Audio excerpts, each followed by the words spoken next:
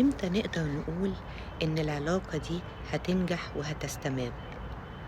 تقول إن العلاقة هتنجح وتستمر لما يكون من أول ما عرفتوا بعض ميولكوا واهتماماتكوا واحدة.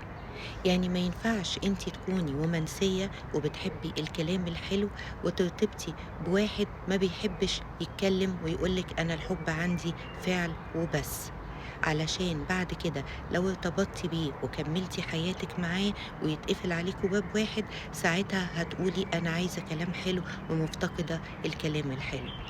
ما ينفعش إن أنت ترتبط بواحدة حيوية ونشيطة وبتحب النزول والطلوع، بتحب تخرج كتير، ما بتحبش تقعد في البيت لفترات طويلة، وبعد كده تقول هتتغير لما تتجوز هقعدها في البيت.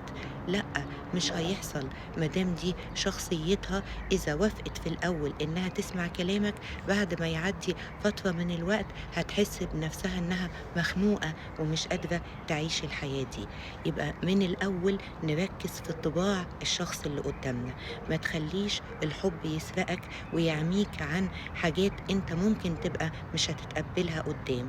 من البدايات خالص نركز في طباع بعض وفي ميول بعض علشان حياتنا بعد كده تستمر وتستمر بسعادة، مش عيشة والسلام.